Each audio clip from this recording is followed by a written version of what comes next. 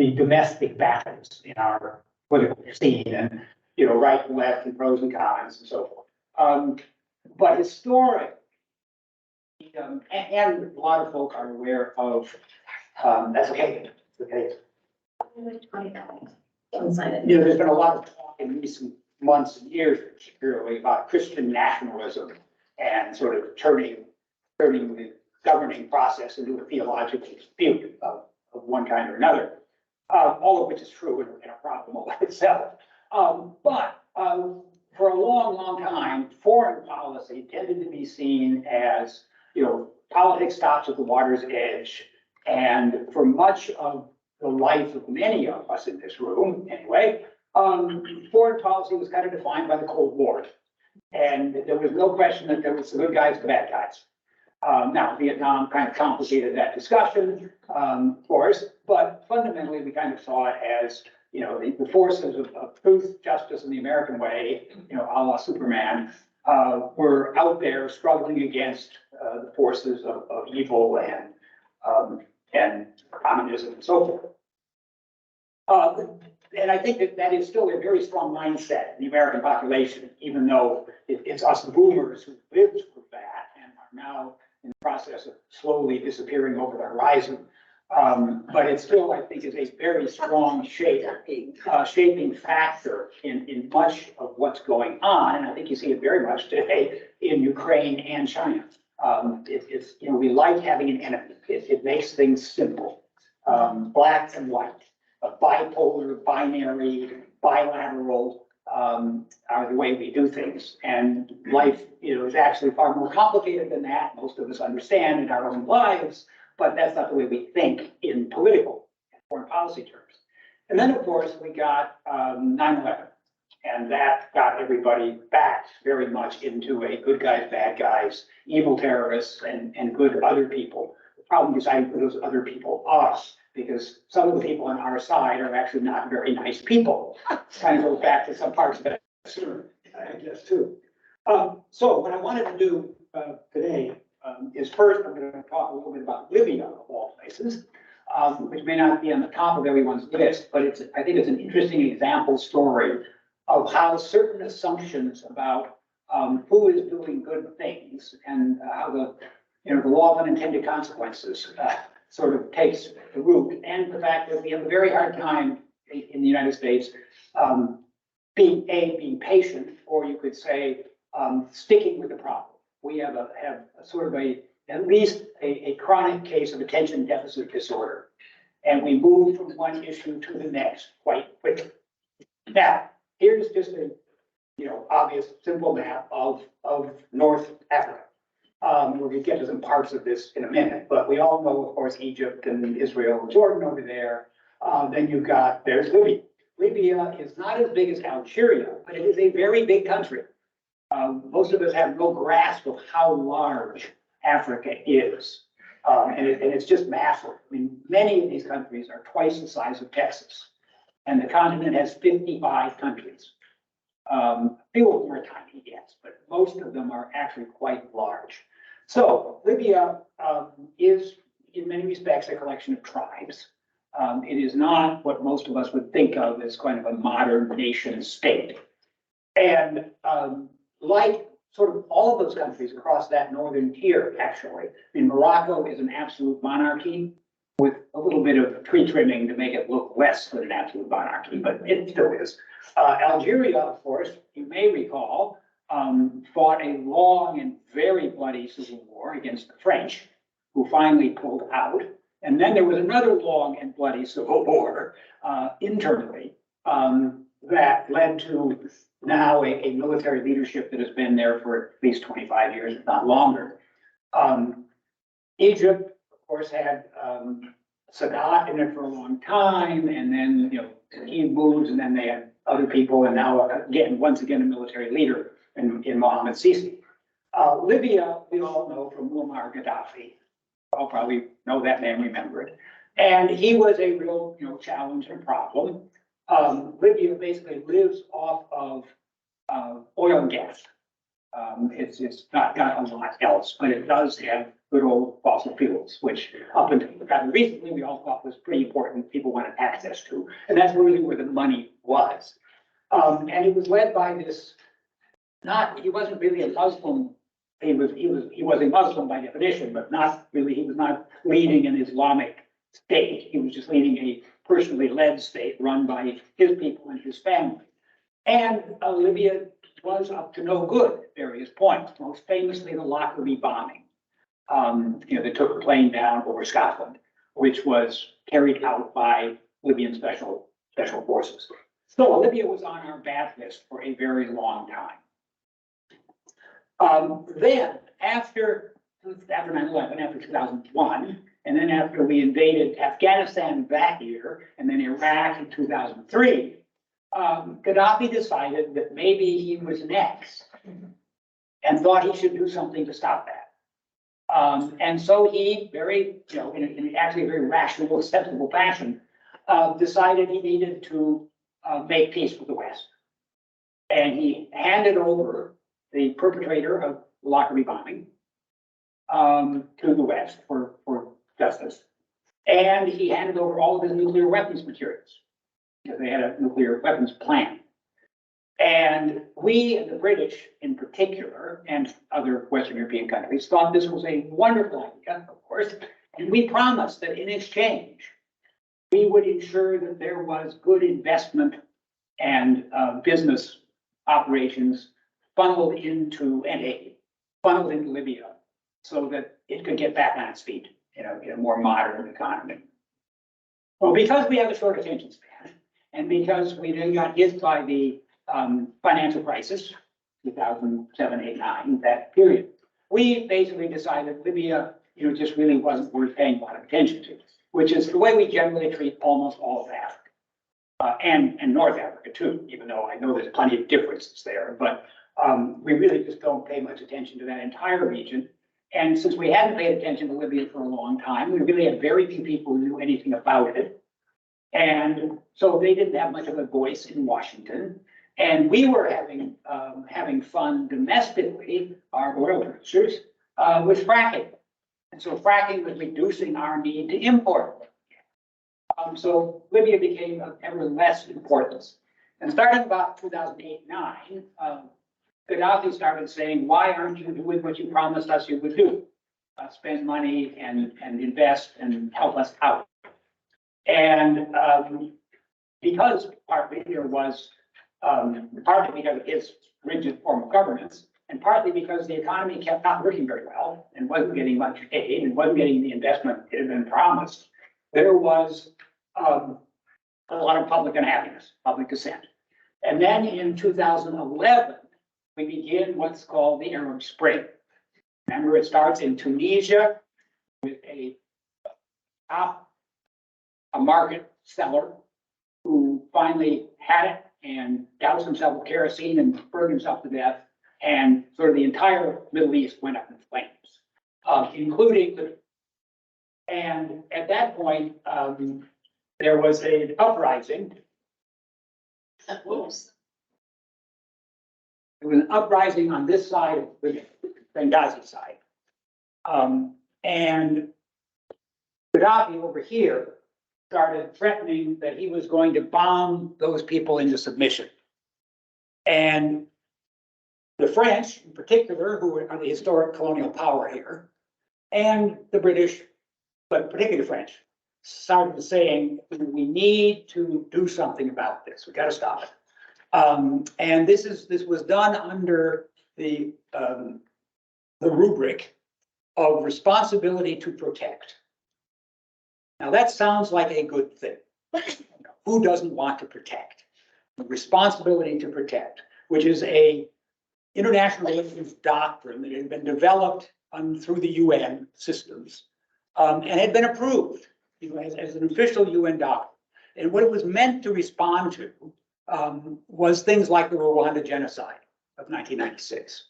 It was sort of, we need an international mutual understanding that you can't just say whatever happens inside a country stays there. That if it's bad enough, there is a justification for intervening. Now, brief aside, the problem with that is that that's the theory we used for invading Iraq, for example, even though it turns out our intelligence was entirely wrong, or even manufactured. So responsibility to protect, and many of us, some of us, believe this from its beginning, was an excuse for major powers to intervene when they wanted to. That it really wasn't going to solve anything very much. And it was going to be, in fact, like all these things, it was going to have a worse downside when it got misused. But at this point, 2011, it was still at least justifiable to say we should do this and stop Gaddafi from slaughtering. We asserted, it's not clear he really meant to do that. But in any case, we said, you can't do this. We have to go in and stop this. Well, somewhat has happened in Afghanistan, where we went in to take out Al-Qaeda. And then we decided, well, since we're here, why don't we fix Afghanistan? So we'll take out their government and put a new one in and everybody will be happy. Well, we all know how long, well, that worked 20 years later. Well, we did roughly the same thing here. Now, when this happened, and I will claim, not that I was alone, because many of us saw this, but I will claim a little precious. I said, if you've got basically one coastal road here from Tripoli to Benghazi, and Gaddafi was going to move tanks. Well, tanks need flat surfaces, basically. So I said, all we really need to do is bomb the road, crater the road with appropriate munitions, and the tanks are not going to be able to get there, and we can stop this. But those were older and wiser than I said, no, we're going to take out the government. So they took out Gaddafi, or ended up taking out Gaddafi after we'd gone in. That's another slide. Yeah, which one do you want? We'll drop down one. And mouse on them. sorry, yeah. What's next? There we go. Okay, that's just basic Libya. Here's the Benghazi side, and let's go back up one. Yeah, the Benghazi side there, the Tripoli side here. Here's your coastal road. And instead of just sort of making it impossible to move from side to side, there we go. One more. There, one less, I guess. There we are. So instead of just taking out the coastal road, we decided we should take out the government and replace it. Well, what happened, Gaddafi had kept himself in power largely through employing mercenaries, thousands of them, and had major weapons supplies, munition supplies, lots of, nothing, super fancy, but so we're not talking maybe tanks and certainly not very many airplanes, but plenty of AK-47 type weapons, a fair amount of artillery, and lots of weapons for all of those. And he employed hundreds, thousands of mercenaries. And when the government collapsed, mercenaries work for you as long as they get paid. When the pay stops, the mercenaries go look for other things to do. And that's kind of what's happened. Come down another one. Yeah, I gotta remember where these slides are. Okay, so I grabbed this from something showed up the other day. In 2011, NATO bombed Libya with the aim of preventing a massacre that they said was bound to happen, responsibility to protect. No massacre happened then, but NATO's intervention led to the collapse of the government, the murder of its ruler, civil war, the death of thousands, the displacement of many more to the shores of Europe and elsewhere, where their existence, inter alia, fomented a populist revolt that is yet to subside. Libya still lacks a viable central government. Okay, the people who left Libya are the core of why we have had 4 coups in Central Africa in the last year. Because, again, they want to be paid, so they go looking for somebody who will pay them. And there are Al-Qaeda Islamist organizations there, and even terrorist organizations need a cash flow. So they get a hold of what resources may be in that region. And despite the fact that you and I would say there's nothing there, in fact, there is. There are mineral resources. There are even sometimes food resources available locally. They're not part of the international market, but they serve the region. We, among other countries, keep feeding money to these militaries because we want them to fight terrorism. But you know how well money leaks out of systems. and goes over to other people. So Niger, the place, most recent coup in this area, there's another coup in Gabon down here after this. But Niger is where we have had over 1,000 American troops, a drone base for attacking terrorist cells and units in this entire region. We have been giving the military their money and training them. That buys us the permission to have our base there. And as we really have discovered everywhere we have done this, when you train a country's military, what you make them competent to do is topple the government. You give them enough organization and skill and weapons that they can then take over running the country. And who wouldn't do that? You know, it's much more fun to run a country than to take orders from somebody. You know, basic human nature. It's more fun to be king. So that's what happens routinely, and that's what's happened all through this area, and it's all basically a product of what happened in 2011. And what happened in 2011 is at least in part a product of our failure to do what we promised we would do in 2011, or in 2003, when we got them to hand over. Now, another slide. Okay, then we're working on, Libya really isn't functional as a country. It's got two sides, that Tripoli side and the Benghazi side, and both by geography and by tribal linkages and, you know, history, that it's not a terribly well unified country. And there's two major leaders now that are one on each side, and they're, you know, some of them are being supported by Saudi Arabia and some by Turkey, and there's an international, one of them's internationally recognized, which is worth, you know, that and $5 will get you a Starbucks latte, you know. But there is a government, and we are trying to encourage all the governments in that area. You know, Saudi Arabia is the big topic, but we're also trying to get Libya to recognize Israel. So the official foreign minister of Libya met with the real foreign minister of Israel about 3 weeks ago by now. And the Libyans did not like this. So you ended up with violent riots in the streets, and the foreign minister had to get on a plane and leave the country. You know, when you have to leave your country as the foreign minister, you know you're in trouble. So Libya is unstable. We're in there trying to accomplish our political objectives with a government that is not capable of running, you know, running its own living room, let alone a real country. And then we get a storm and floods.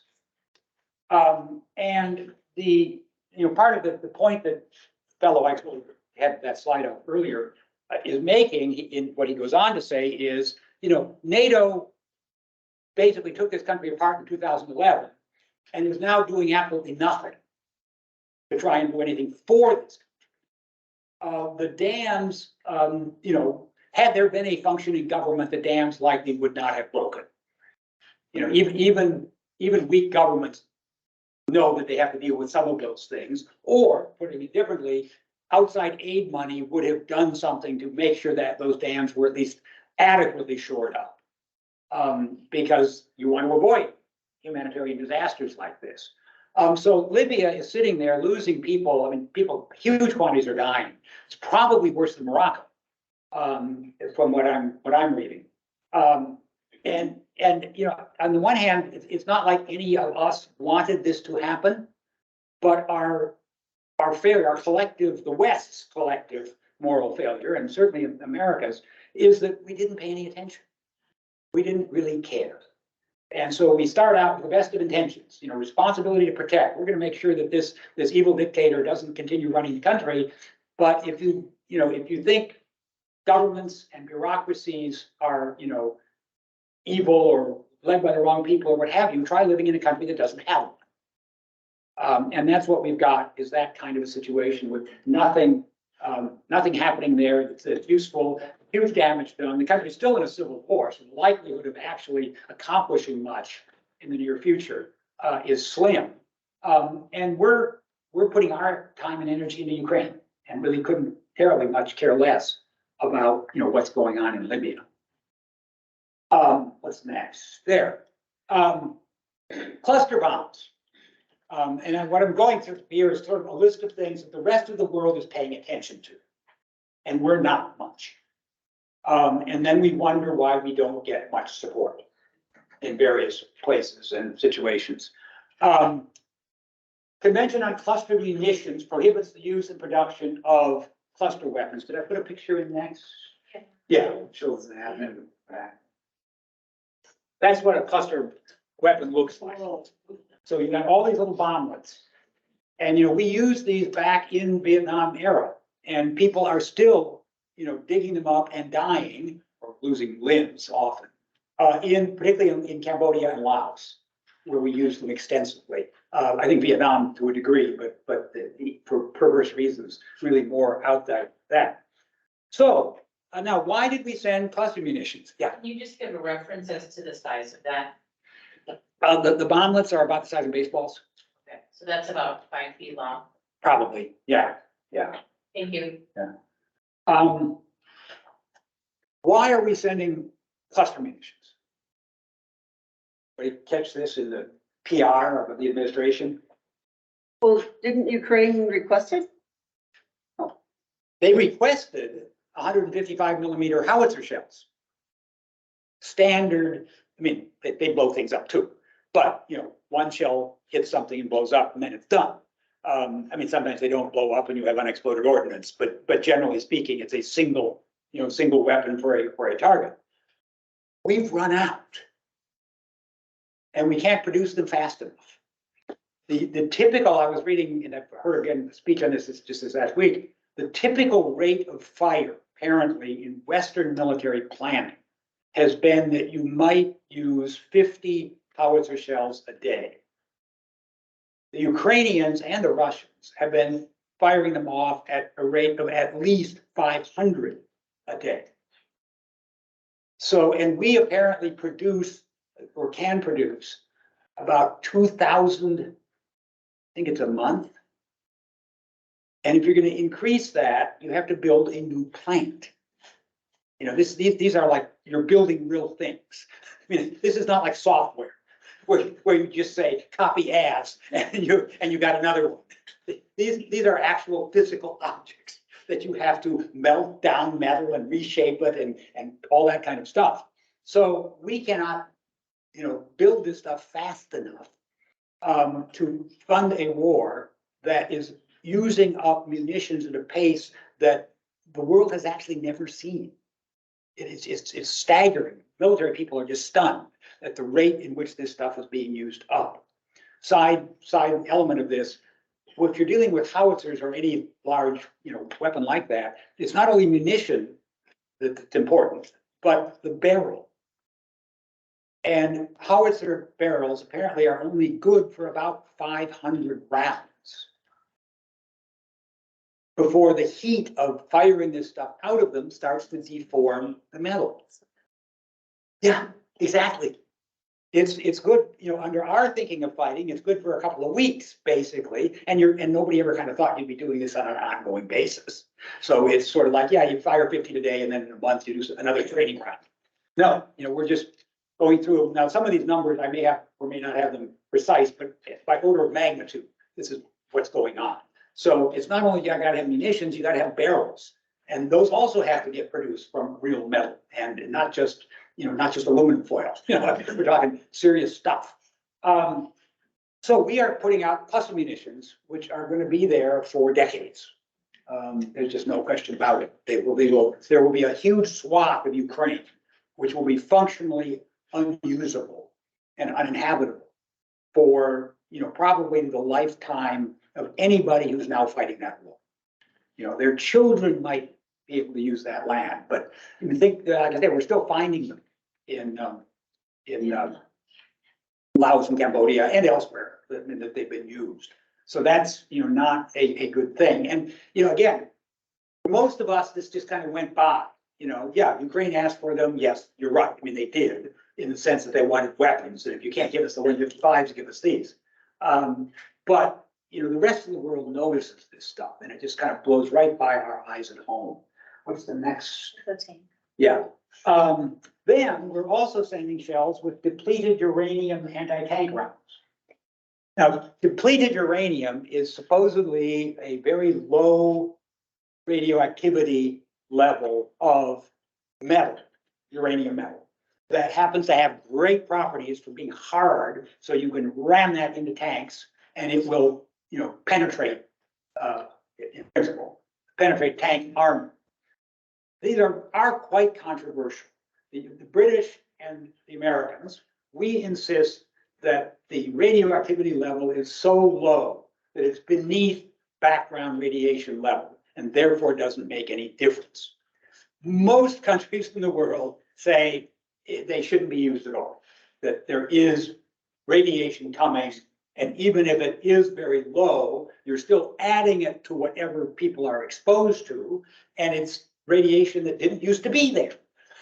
So you are adding to the net radiation uptake of whoever is in that region. Scientists and, defense experts will argue this point, but it doesn't win you any friends.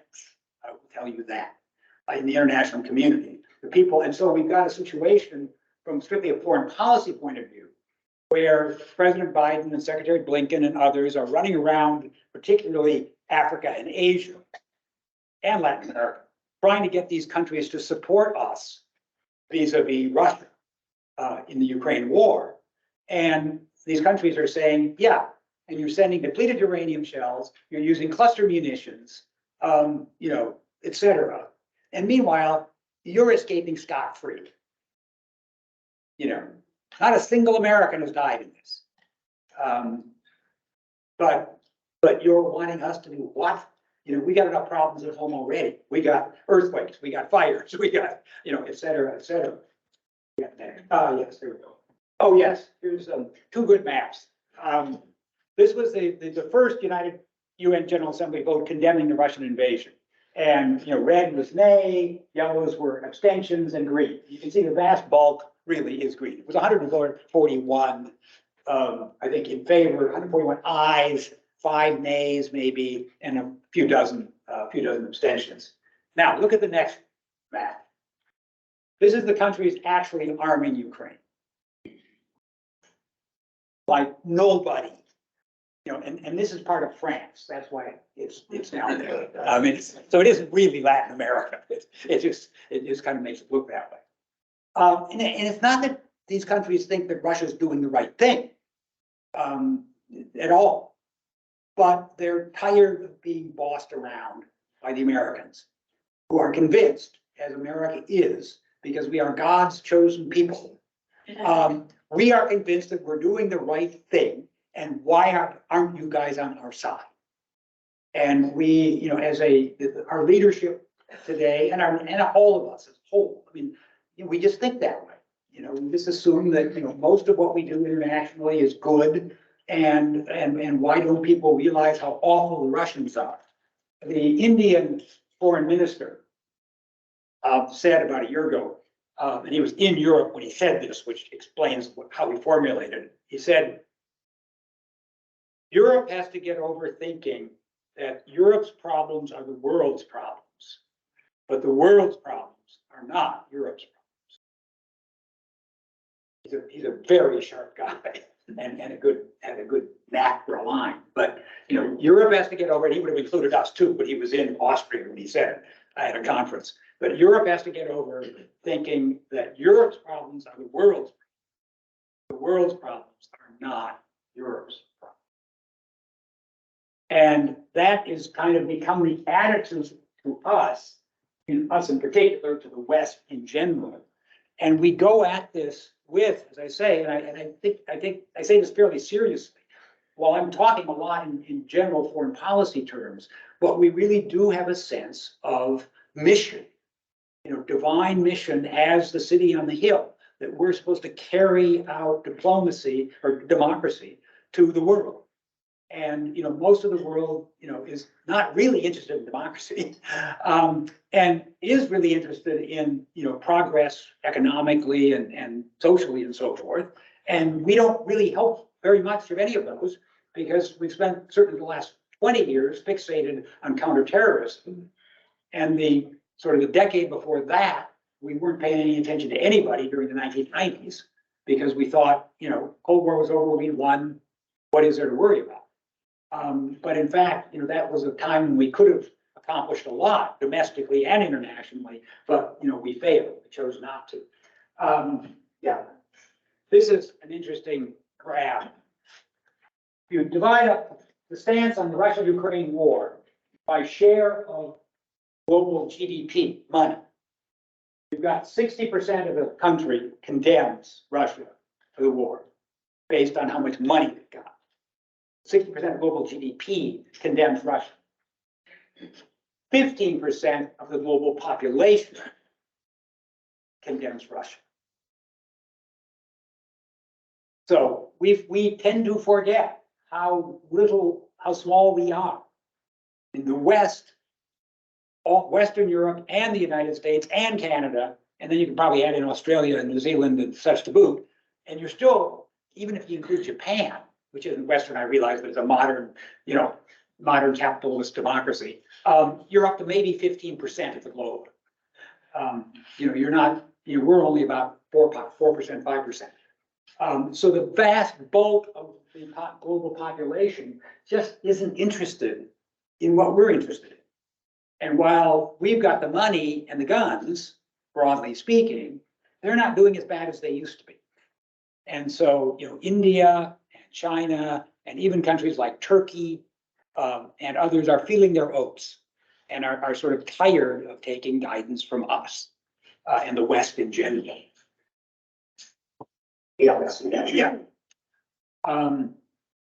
Most of the world is more upset about the impact of the Ukraine war and tangentially the China thing on their problems, food and energy prices, currency shifts, etc., than the war itself, which they see as an anti-Western struggle, which shouldn't be their problem.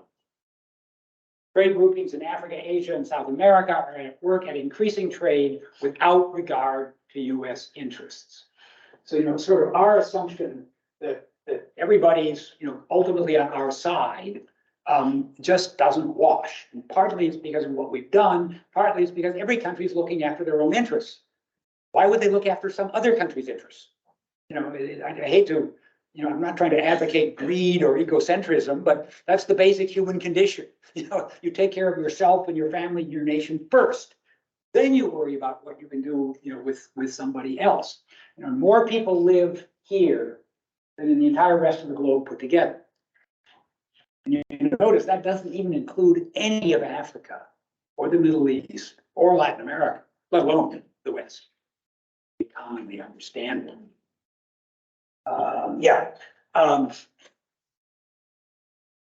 More of just how we don't get a lot of. Okay, yes, this came from the Norwegian Refugee Committee, and I thought it was just a fine slogan in one of their reports just recently, a couple months back. But neglect is a choice. People are in the situation they are in Libya, in Morocco, in Pine Ridge, in South Dakota, you name it, by choice. Somebody's making decisions to neglect. These problems are all addressable. Now, there's only like 5 million Norwegians, so they can't do it all themselves, obviously. But millions of displaced people endure exceptional hardship, overlooked and cast aside by those in power and with the resources to bring a brighter future. The suffering is not inevitable, as the urgency and scale of the response to the war in Ukraine has demonstrated.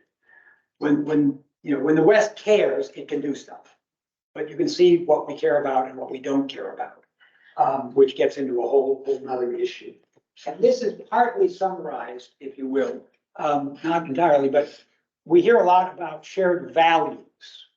And we want to keep pretending that countries share values with us, except when we need them, in which case, then we're satisfied to share interests instead. But right now we've got a problem, for example, where South Africa or Saudi Arabia's values are not exactly ours. And the problem is becoming that their interests aren't either. I mean, they're not selling their oil to the West. They're selling most of it east.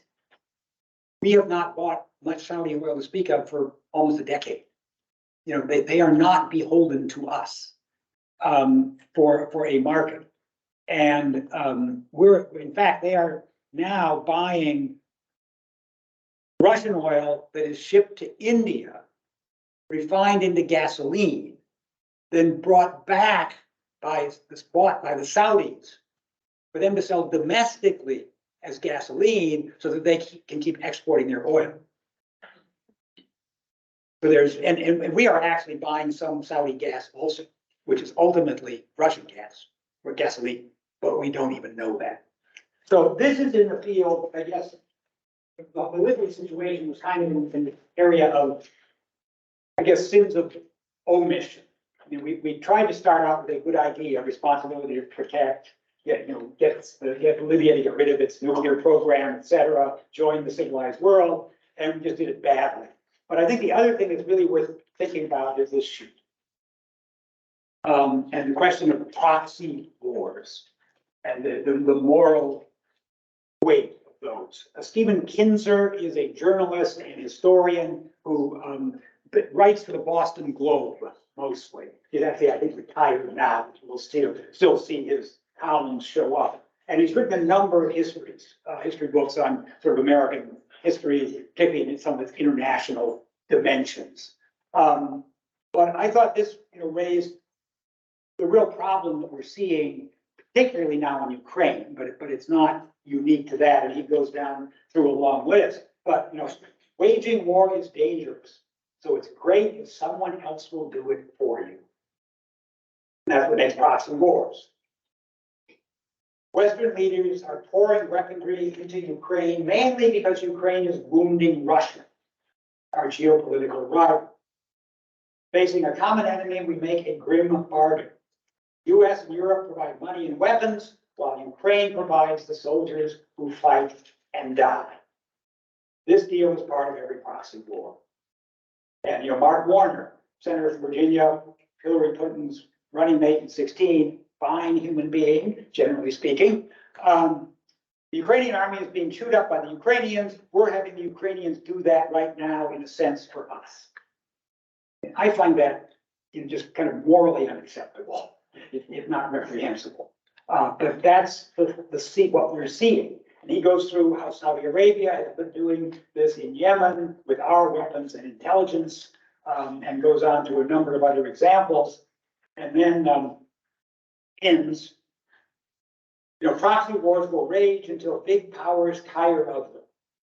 In the meantime, blood will drench those countries' soil, and their sons and daughters will continue dying. And that's the piece of the discussion on Ukraine that I just don't see anyone discussing in this country. With partial exceptions like Kinzer. And the fact that we will not address that issue clearly, I find a problem.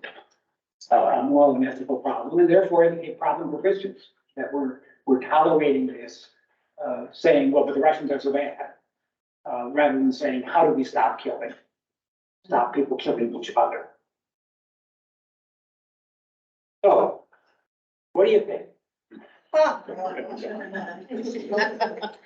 You only scratch the surface.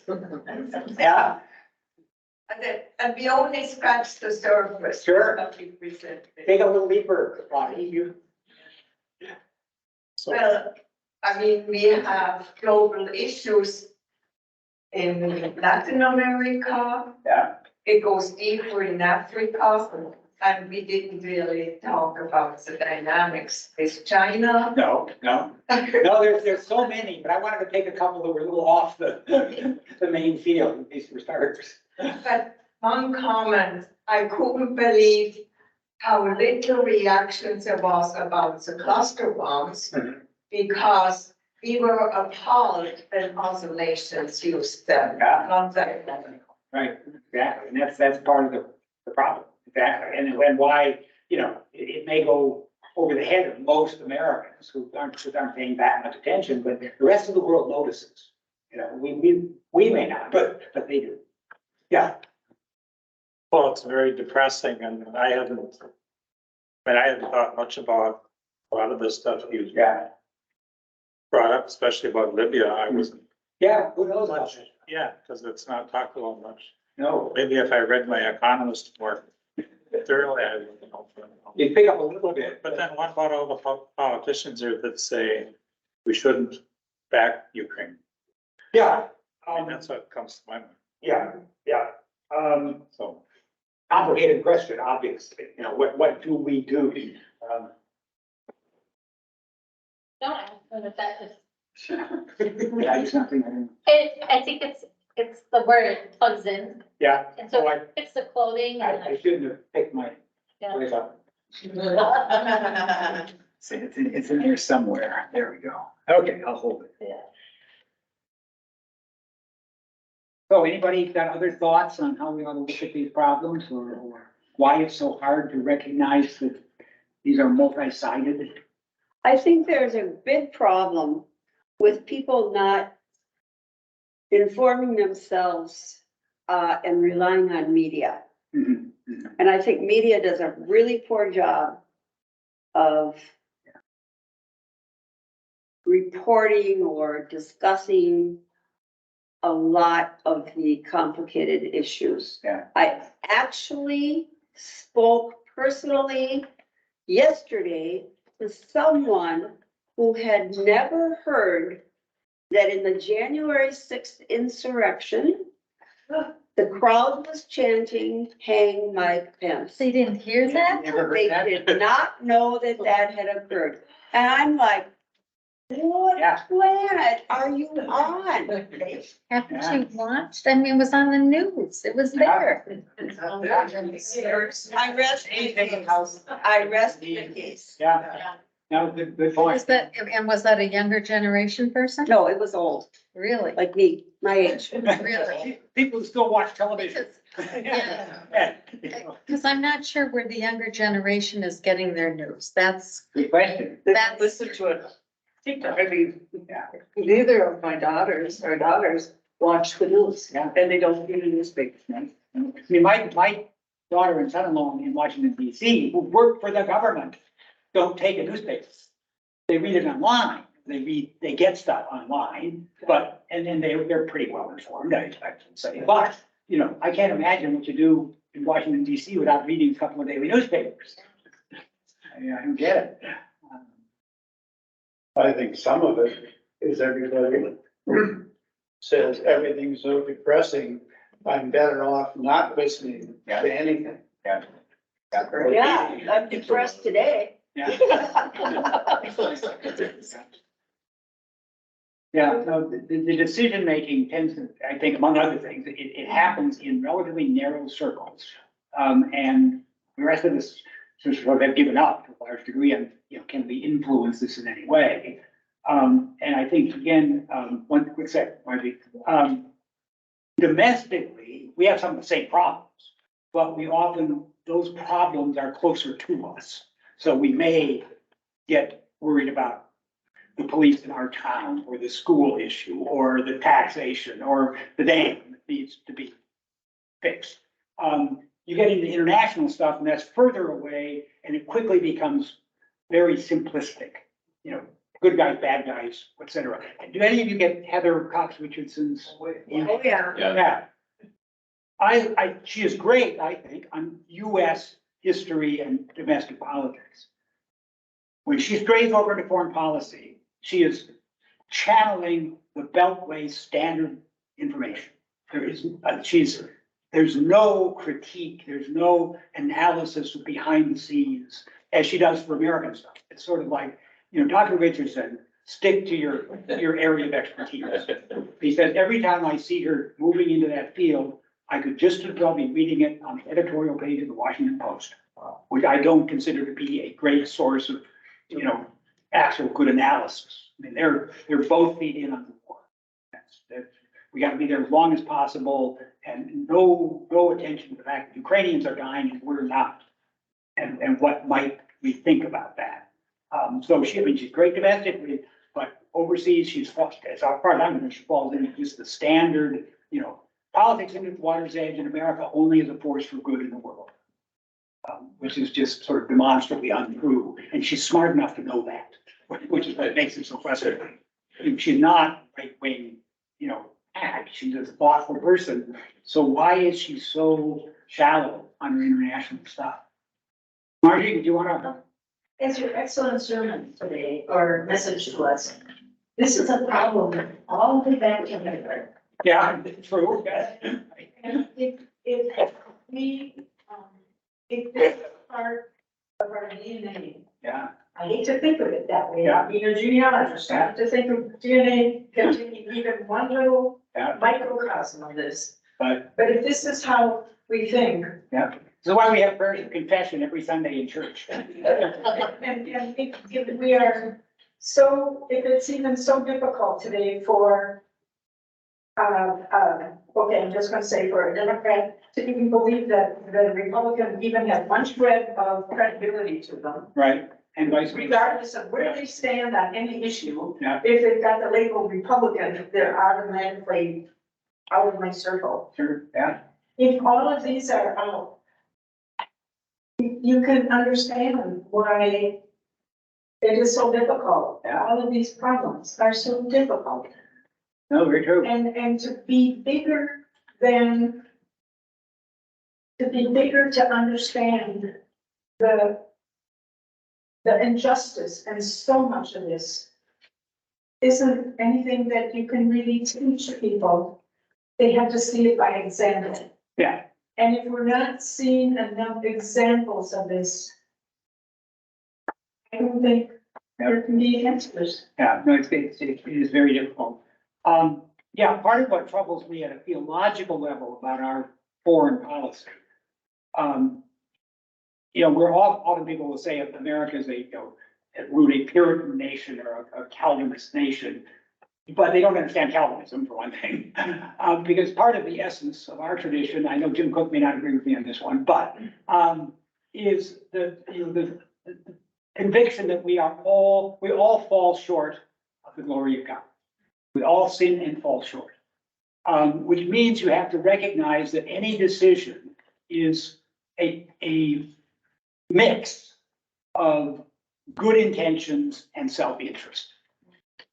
And in our foreign policy, we generally will not recognize that. We will insist that it's only our good intentions. We will not deal with the fact that it's also part of our self-interest and that we're doing things for access to cheaper oil or cheaper labor, or we're blaming Colombia and other countries for the drugs problem, which is our problem, not their problem. It's a US people who buy that stuff.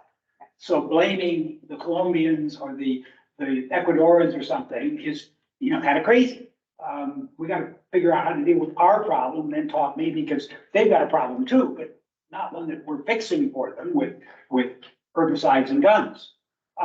But good Presbyterian theology says, we are fallen beings and we have to recognize that in order to then, seek to follow more closely the one who created us.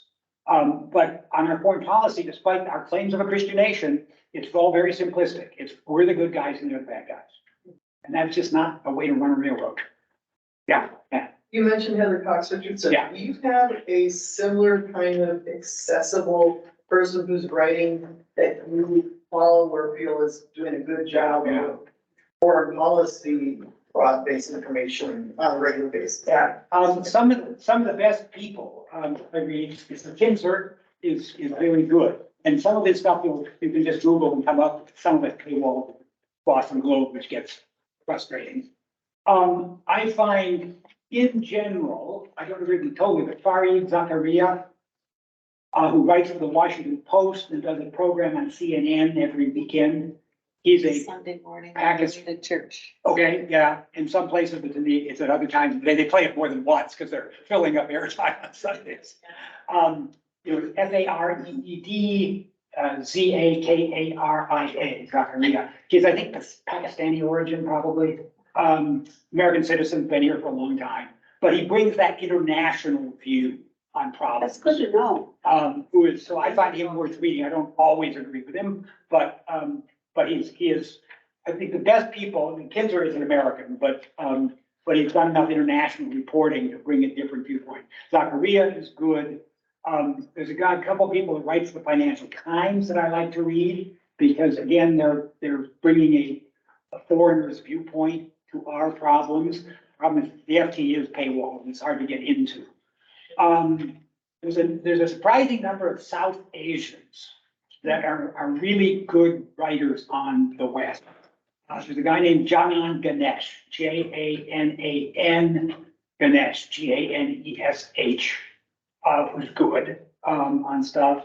And then there's a fellow named Pankaj Mishra, Pankaj. The last name is Mishra. I can't remember if there's a J at the end of that or not. Sure, all those with Sheila. No, sure. Yeah. Too many spelling, yeah.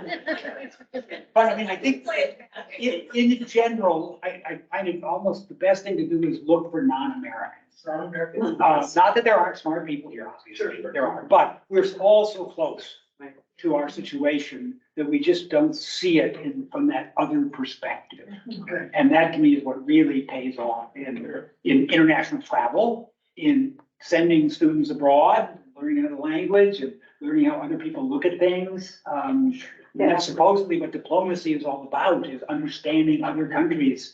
Yes, you still want your way, but you want to do it in a way that, somebody's definition of diplomacy is, convincing other people that your way is better for them too.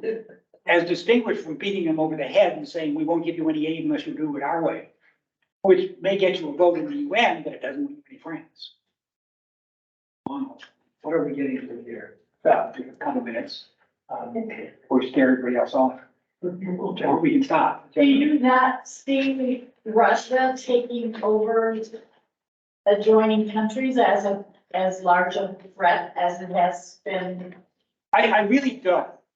And that's not to say that Russia wouldn't love to have the buffer that it used to have in the Soviet Union. But I think they clearly, they've done, Putin made a profound error, massive.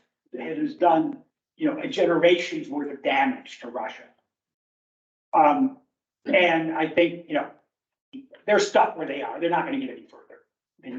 The current line of fire is as far west as Russia is going to get in Ukraine. But the longer we fight that war, everybody who's involved, it's like World War I in 2017. It should have been done then, if not earlier, and yet people kept dying for another year in large quantities before the war finally was brought, to an end in 1918. And it seems to me that's why do we want Ukraine to be as damaged as Russia is? And yes, it's going to require an armistice line and ongoing, reinforcement of that line, but it's also going to require peace treaties and arms control treaties like we used to have. In the 1990s, 1980s, 1990s, 2000s, we had arms control treaties with the Soviet Union and then Russia, which put structures around what was happening there. We really encouraged the Ukrainian uprising in 2014. We may or may not have actually created it, but we certainly were happy with it and we helped it along. And from 2014 on, we actively trained their military, which was a great thing in terms of the Ukrainian military's ability to withstand the first Russian attack. But it also encouraged the Russians to believe that we really were setting up Ukraine to be the forward line moving up against Russia. And then on November 10th of 2021, November 10th, we signed a joint agreement on military cooperation with Ukraine, promising them military training and the purchase of and acquisition of American weaponry. And when did Putin invade? 3 months later. And if we're signing agreements for military assistance to a country that the other country sees its neutrality as essential to their well-being, we're inviting a problem. Now, Putin's the one who pulled the trigger and, deserves all the blame for the damage that's been done. But it's not like there wasn't a history. And we were aggressively pushing, since 1996, a policy of getting closer and closer and closer to the Russian border. despite our own people saying this is going to end in tears. You know, Bill Burns, the current head of the CIA, wrote a cable in 2008 when we were encouraging the invitation to Georgia and Ukraine. And he wrote a cable back to Washington saying, this will be unacceptable. This crosses a red line. This will never be tolerated by Moscow. And it wasn't. And we have known this for decades. Since I was in Moscow in '92, we've known that the expansion of NATO to the edge of Russia would be unacceptable to Russia. But we're God's gift to democracy and progress. So we don't, you know, rules, what's the old Helmsley line? Taxes are for little people. You know, rules are for little people, you know, for little countries. Great powers dictate, great powers make their own reality. Well, we made our own reality, except it's the Ukrainians who get the down. Back to the other. Okay. How is our difference in our involvement different than when Poland and Zelensky or whatever we might call it? How are we different this time with Ukraine and we were when Poland had their revolution? Well, the Polish one, of course, never led to fight. And Ukraine was part of the Russian Empire. Poland was not. Pieces of it, I mean, the borders have changed there a lot over the centuries. But you'll notice no one ever says, let's get Ukraine back to its historic borders. Because there aren't any. There's no identifiable historic Ukraine. What we're dealing with here, and this was interesting, it came up the other night at a meeting of that.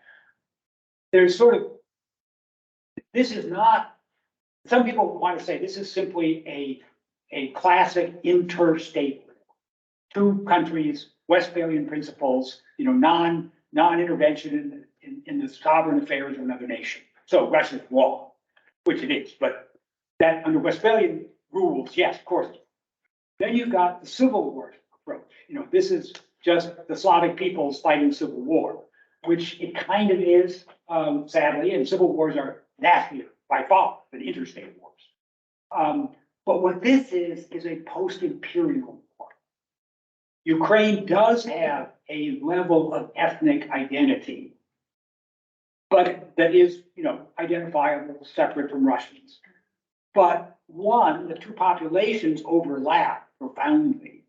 Two, Ukraine has essentially zero history as a nation. There was a Ukraine back in the 1600s for about 5 years, and that was it. So it's part of Russian imperial identity in a way that Poland is not, for example. And so, you know, for Russia and physically, this is the Great Plain. This is where Napoleon marched in. This is where the Nazis marched in. And so the thought that Ukraine is not safe for Russia is just unacceptable. It's a lot like, actually, it's like the situation between Pakistan and Afghanistan that gave us such fits. From Pakistan's point of view, Afghanistan has to be a safe backyard. Because India's its front, as far as it's concerned, and India's the enemy. So its backyard has to be reliable and safe.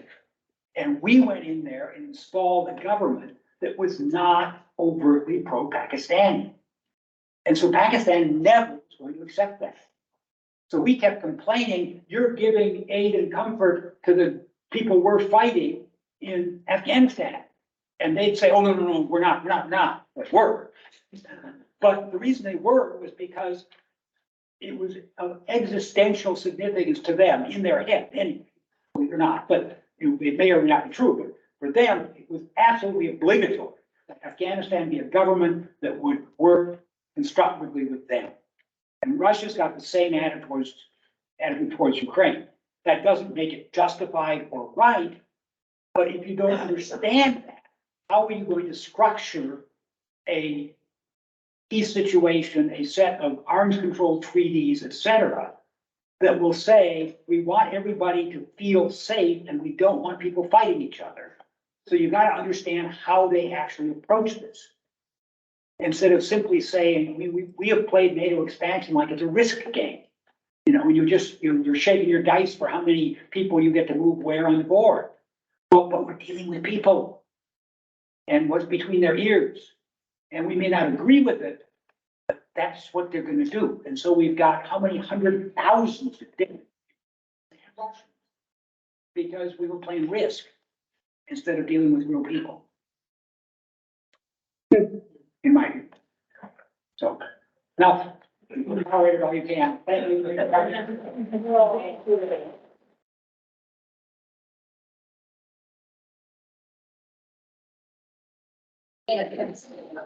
you.